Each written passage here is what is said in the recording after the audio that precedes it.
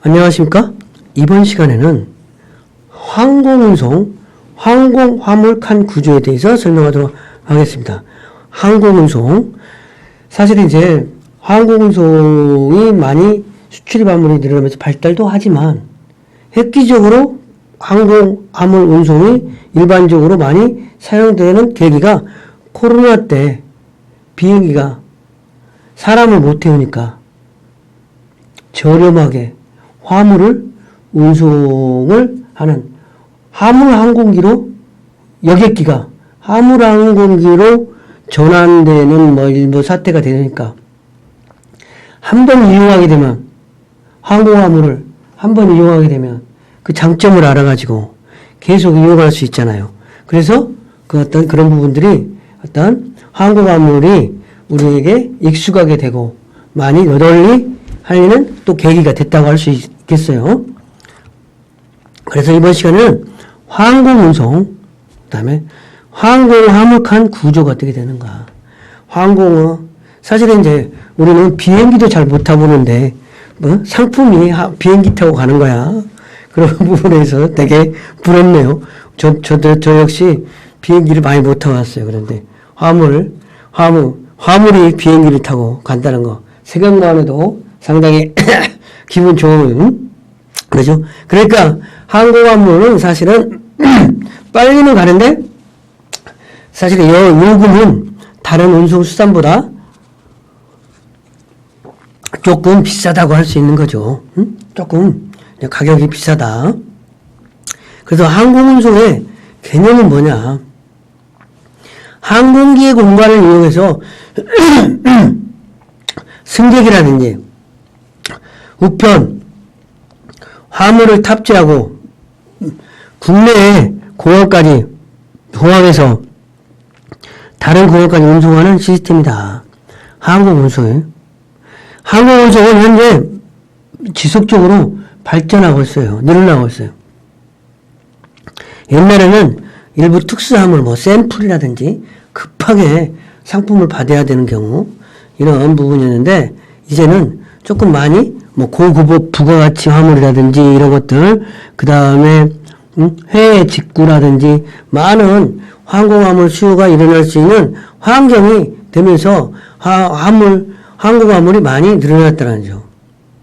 그래서 항공화물이란 항공기에 의해 운송되는 승객의 수화물과 우편물을 제외한 항공운송장에 의해 운송되는 화물만을 지칭한다. 그러니까 화물이라고 할 때는 승객 수화물이 아니고 운송장에 의해서 운송되는 화물을 말한다. 그죠?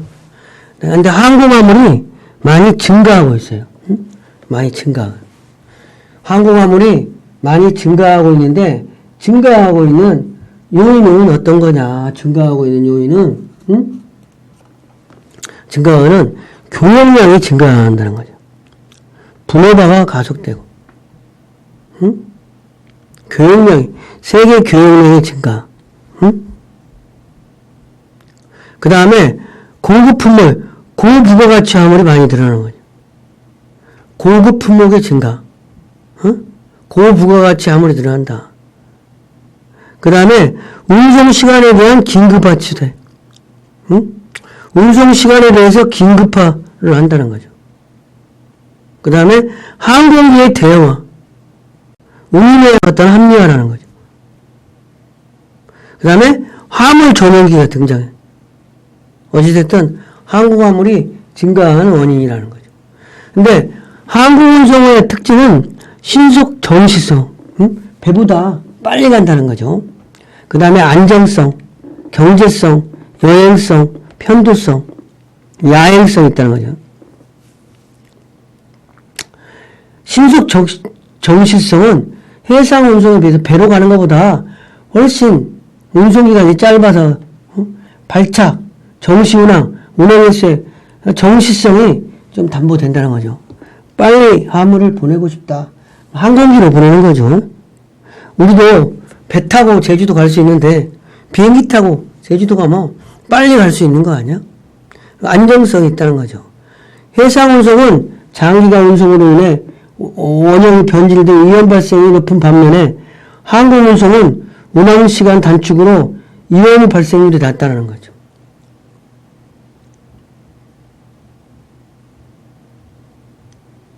그리고 경제성이 있다. 경제성. 단순히 운임만을 비교하면 해상 운임에 비해 훨씬 비싸지만 포장비, 보험료, 기타 부대 비용을 고려한 총 비용을 개념해서 항공운송이 해상운송보다 더 저렴할 수 있다는 거죠. 어떻게 보면 비싼 게 아닐 수 있다는 거지. 더 싸게 먹힐 수도 있다. 단순히 운임만 비교하면 더 비싸지만 포장비, 보험료, 기타 부대 비용, 그러니까 모든 게 다 배보다 싸다 그러면 다 항공기로 운송하겠지. 근데 야행성은 운송화물의 대부분 야간에 집중되는 경향이 있다. 오후에 집하해서 기적한 다음에 다음날 아침에 운송하는 것이 관리하였다. 그리고 편도성, 여객의 경우에는 출발 뒤로 다시 돌아오지만 운송화물은 목적지에 소비되어 되돌아오지 않는 것을 의미한다. 화물은 여행객은 가면 오니까 거의 갔다 하면 오는 확률이 많아지고 언제 오든지 오잖아. 그래가지고 왕복으로 이용할 가능성이 있는데 화물은 가면 오지 않아. 그러니까 좀 더 비싸게 받아야 되겠지. 그래서 항공운송에 장단점이 있다. 물류상에, 그 다음에 비용상에, 서비스상에. 단점부터 해보면 소량으로 배처럼 큰 배가 큰 비행기가 없잖아요.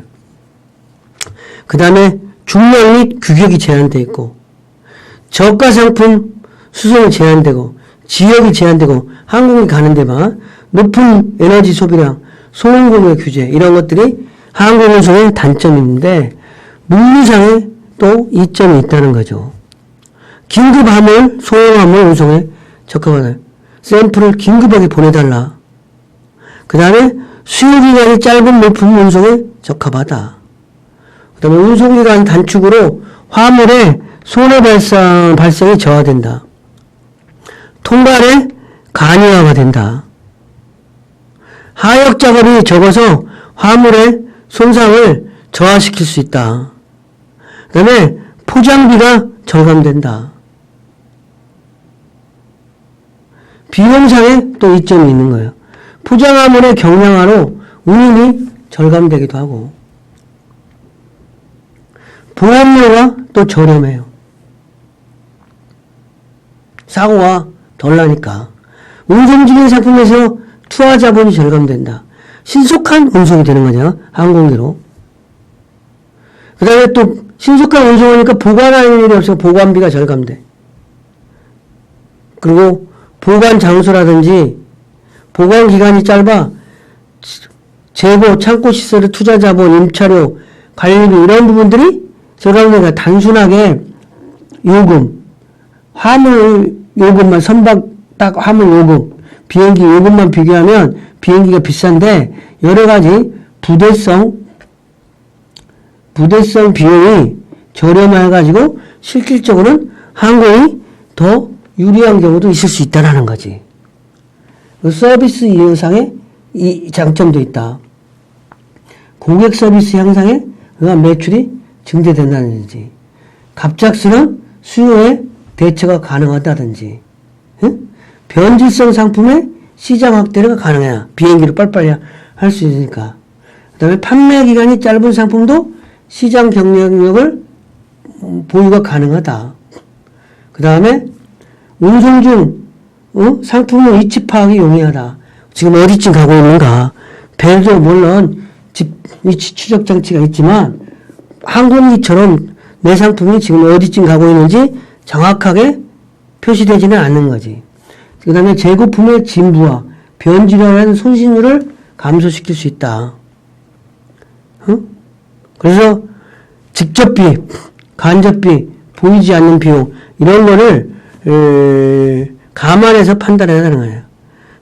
항공항의 어떤 이용판의 직접비는 어떤 인건비, 서류, 보험료, 통관, 운임, 창고. 근데 간접비는 투자 자본, 임차료, 창고 임차료, 재고품 관리비, 손실비, 보이지 않는 문전에서 문전까지 갖다 주고 정시에 갖다 주고 신뢰를 받을 수 있고 대고객 서비스가 만족하고 수요 변화의 적응성, 도난 방지의 가능성 이런 것들이 있으니까 단순 요금만을 생각하지 않고 직접비, 간접비, 보이지 않는 비용 이런 것들을 감안해서 항공으로 운송할 것이 좋은 건지 화물선을 이용하여 좋을 건지 이런 거를 따져볼 필요가 있다 이런 거죠.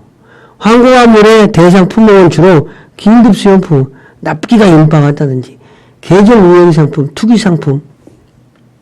그 다음에 장기 운송 시 가치가 상실되는 품목, 생선, 식료품, 동물 이런 것들은 신문, 잡지 이런 거 배로 가면 시의성이 떨어지잖아. 그리고 또 부가가치가 높은 상품, 전자기기, 컴퓨터, 통신기기, 여기에 수반하는 품목, 고가, 모피, 기금속 이런 것들은 항공화물로 이용하는 게 좋겠죠.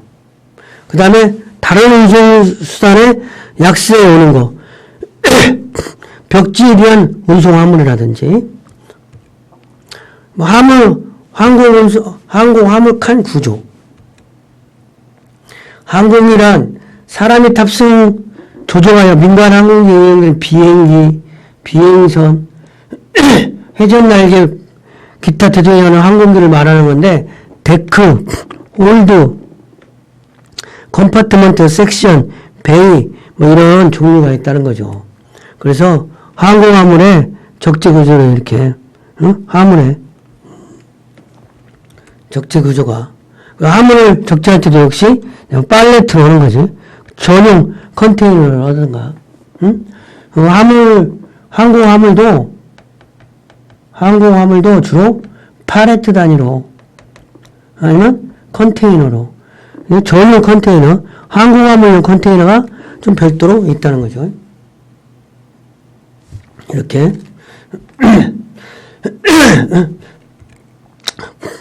학습 내용을 정리하기 전에 조금 우리가 항공화물이 단순하게 하면은 비쌀 수 있지만 직접비, 간접비, 보이지 않는 비용을 좀 감안해서 우리가 항공으로 해야 될 건지 배로 해야 될 건지 해야 된다는 거죠. 그래서 학습 내용을 정리해 보겠습니다. 항공운송의 개념은 뭐냐? 항공기에 공간을 이용하여 승객, 우편, 화물을 탑재하고 국내 공항에서 다른 공항까지 운송하는 시스템이다. 근데 코로나 이후에 지속적으로 발전하고 있다. 먹어본 놈이 먹어본다고, 고기도 먹어본 놈이 잘 먹는다고 한번 항공화물을 사용하면은 그 맛을 들여가지고 계속 쓰게 되는 거지. 근데 옛날에는 과거에 일부 특수화물만 항공기는 비싸다는 인식이 있으니까 특수화물만 사용했는데 현재는 고부가 같이 화물을 운송하는데 많이 사용되고 있다는 거죠. 그래서 항공화물이라고 할 때는 승객이 가져가는 수화물은 아니라는 거지.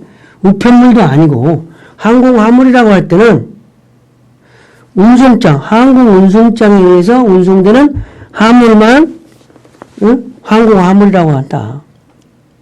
근데 이제 이 항공화물이 많이 증가하고 있어요. 근데 증가하고 있는 요인은 교역량이 증가한다는 거죠. 그리고 고급 품목이 증가하는 거야. 수출이 막 증가되니까 고급 품에 대한 증가가 한다는 거야. 그리고 그러다 보니까 또 운송 시간에 대한 긴급화. 세계가 막 유행 타는 상품 이런 거는 빨리빨리 전달해야 되잖아. 그리고 항공기가 대형화되면서 운임이 합리화되고 합리적이졌다. 빈칸으로 가라니. 그 다음에 화물 전용기가 등장해. 이제 옛날에 뭐 여객선을 화물선으로 잠깐 개조하고 그런 게 아니라 화물 전용기가 개발돼 가지고 전기 서비스를 제공하기도 한다는 거죠. 이번 시간 강의를 마치겠습니다.